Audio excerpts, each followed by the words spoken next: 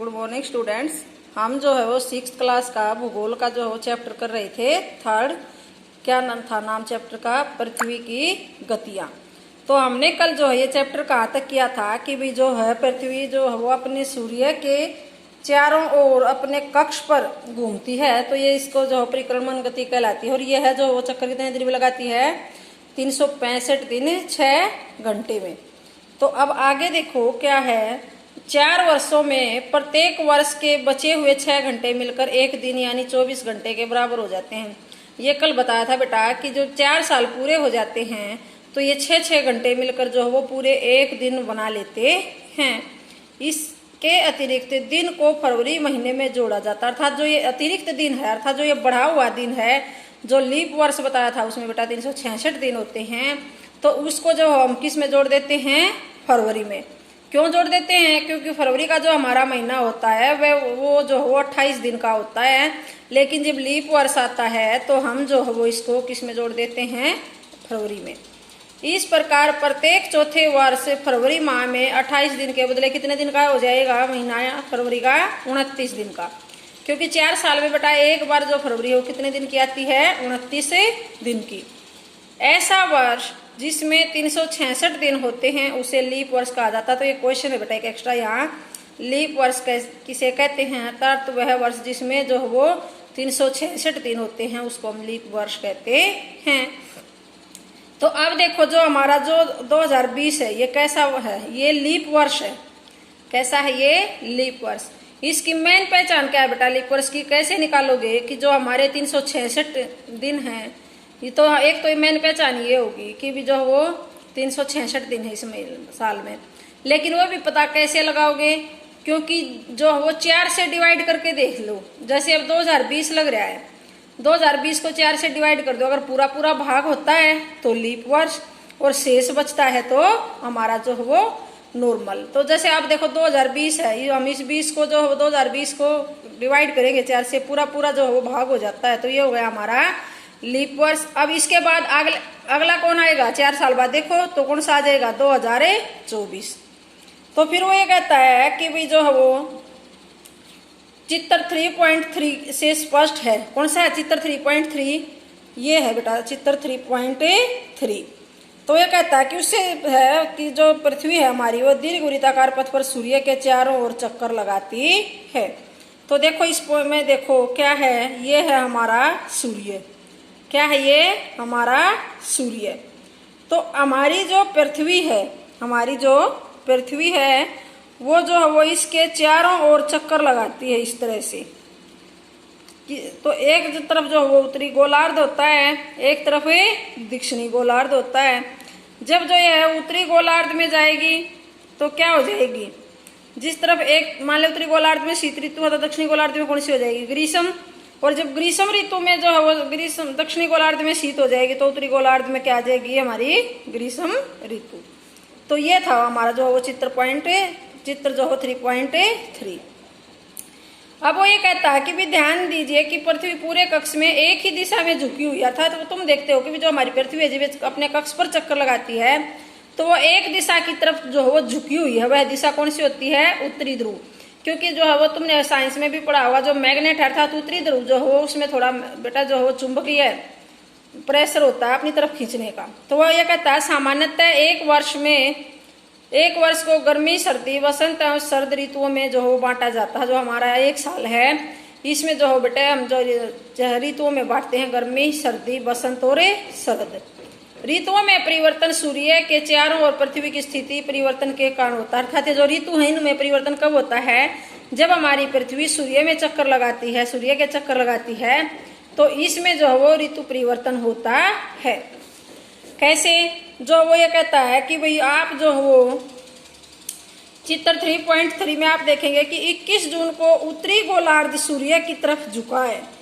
तो जो है ये 21 जो है वो किसको, जून को, 21 जून को। ये देखो इसमें जिस तरह से अब ये हमारा यही देखो कि भी जो वो 21 जून में जो उत्तरी गोलार्ध है वो सूर्य की तरफ झुका हुआ, अर्थात जो देखो गोलार्ध ये बना रखा है बेटा, ये लाइन सी, तो ये किस तरफ झुकी हुई है, उस तरफ है। तो अब इसमें क्या हो जाएगी, सूर्य की किरणें जो है वो कर्क रेखा पर सीधी पड़ेंगी, और जब सीधी पड़ेंगी तो क्या होगी, गर्मी। अर्थात कहने का क्या अभिप्राय बेटा कि जो 21 जून है उसके आसपास हमारे यहाँ पर जो है वो जब सीधी रेखाएं पड़ती हैं तो इसमें जो है वो हमारी पृथ्वी पर जो है वो गर्मी होती है। अर्थात जो उत्तरी गोलार्ध है उसमें जो है वो गर्मी की ऋतु होती है। इसके परिणाम स्वरूप इन नक्षत्रों में ऊष्मा अधिक प्राप्त होती है। ध्रुवों के पास वाले क्षेत्र में कम ऊष्मा प्राप्त होती है, क्योंकि यहाँ सूर्य की किरणें जो है वो तिरछी पड़ती हैं। वो क्या कहता है कि भाई जब सूर्य की किरणें कर्क रेखा पर सीधी पड़ती हैं तो वहाँ क्या होगा, ज्यादा गर्मी होगी। लेकिन जो हमारे ध्रुव के पास का क्षेत्र है उसमें जो है वो कम ऊष्मा होती है, अर्थात वहाँ जो है वो बेटा धूप जो है वो कम जा पाती है उसकी किरणें सूर्य की, तो वहाँ धूप कम होगी। उत्तर ध्रुव सूर्य की तरफ झुका होता है तथा उसकी उत्तरी रेखा के बाद वाले भागों का पर लगभग 6 महीने तक लगातार दिन रहता है। वो क्या कहता है कि भी जो उत्तर ध्रुव है वो सूर्य की तरफ झुका होता है, इसीलिए वहाँ जो उत्तरी ध्रुव है इसके आसपास वाले जो क्षेत्र हैं उनमें 6 महीने के दिन होता है और 6 महीने रात होती है। चूंकि उत्तरी गोलार्ध के बहुत बड़े भाग में सूर्य की रोशनी प्राप्त होती है, इसलिए विषुवत वृत्त के उत्तरी भाग में गर्मी का मौसम होता है। अर्थात जो विषुववृत्त है उसका जो उत्तरी भाग है उसमें क्या हो जाएगा, गर्मी का मौसम। 21 जून को इन नक्षत्रों में सबसे लंबा दिन तथा लंबी रात होती है। इसके कहने का क्या अभिप्राय है कि जो 21 जून है वो बेटा जो है वो सबसे लंबा दिन होता है, अर्थात सबसे बड़ा दिन होता है। 21 जून में जो है वो 21 जून जो है वो सबसे बड़ा दिन होता है। फिर वो कहता है पृथ्वी की इस अवस्था को उत्तर अयनांत कहते हैं, अर्थात जब वो जो है उत्तरी भाग की तरफ झुकी रहती है तो उसको कहते हैं हम उत्तरे अयनांत।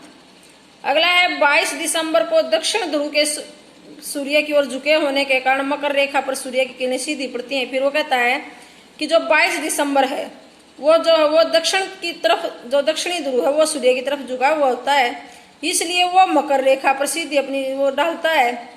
चूंकि सूर्य की जो किरणें है वो मकर रेखा पर लंबवत पड़ती है, अर्थात सीधी पड़ती हैं, इसलिए दक्षिणी गोलार्ध के बहुत बड़े भाग में प्रकाश रहता है।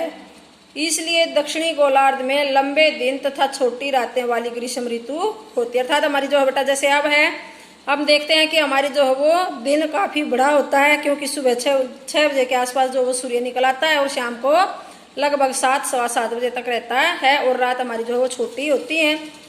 तो इसके ठीक विपरीत स्थिति उत्तरी गोलार्ध में होती है। पृथ्वी की इस अवस्था को दक्षिणी अयनांत कहते हैं। अर्थात जो है बेटा उत्तरी गोलार्ध में क्या होगा, रात बड़ी और दिन छोटे, तो वहां क्या हो जाएगी फिर शीत ऋतु।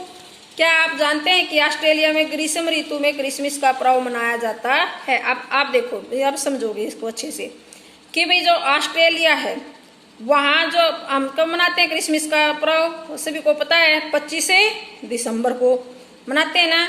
तो हमारे यहाँ तो जो बेटा लंबा दिन कब होता है, 21 जून को। लेकिन जो ऑस्ट्रेलिया है, हमारा महाद्वीप जो ऑस्ट्रेलिया है उसमें जो है वो उनका लंबा दिन कब होता है, 25 दिसंबर। इसलिए हम कहते हैं कि भाई जो वो ऑस्ट्रेलिया में जो है वो ग्रीष्म ऋतु में क्रिसमस का पर्व मनाया जाता है। हमारे यहाँ तो जो सर्द ऋतु होती है उस टाइम पे, और जो है ऑस्ट्रेलिया में क्या होती है वहां पे उसमें हमारी जो है वो ग्रीष्म ऋतु। 21 मार्च एवं 23 सितंबर को सूर्य की किरणें विषुवत वृत्त पर सीधी पड़ती हैं। इस अवस्था में कोई भी ध्रुव सूर्य की ओर नहीं झुका होता, इसलिए पूरी पृथ्वी पर जो है दिन और रात बराबर होते हैं। तो देखो बेटा इसमें जो 4 हमारे एक्स्ट्रा क्वेश्चन बन गए। एक तो जो है सबसे जो उत्तरी गोलार्ध है उसमें सबसे लंबा दिन कौन सा होता है, 21 जून। और दक्षिणी गोलार्ध में सबसे लंबा दिन कौन सा होता है, 25 दिसंबर। जो एक क्वेश्चन ये बन गया कि ऑस्ट्रेलिया में जो क्रिसमस है वो कब मनाया जाता है, कब मनाया जाता है, ग्रीष्म ऋतु में। एक क्वेश्चन ये बन गया कि भी जो दिन और रात बराबर कब होते हैं, वो 21 मार्च और 23 सितंबर। इसे विश्व कहा जाता है, अर्थात इसको विश्व कहते हैं। 23 सितंबर को उत्तरी गोलार्ध में सर्द ऋतु होती है, जबकि दक्षिणी गोलार्ध में बसंत ऋतु होती है। 21 मार्च को स्थिति इसके विपरीत होती है, उत्तरी गोलार्ध में बसंत आ जाती है और दक्षिणी गोलार्ध में सर्दी हो जाती है। अर्थात जो हमारा ऑस्ट्रेलिया है ये दक्षिणी गोलार्ध में स्थित है। तो इस प्रकार हम स्पष्ट है कि पृथ्वी की जो घूर्णन और परिक्रमण है उसके कारण दिन और रात तथा ऋतुओं में परिवर्तन होता है। तो ये बेटा हमारा चैप्टर था कंप्लीट। इसके कल जो है वो एक्सरसाइज और एक्स्ट्रा क्वेश्चन है लिखवा दिए जाएंगे। ओके।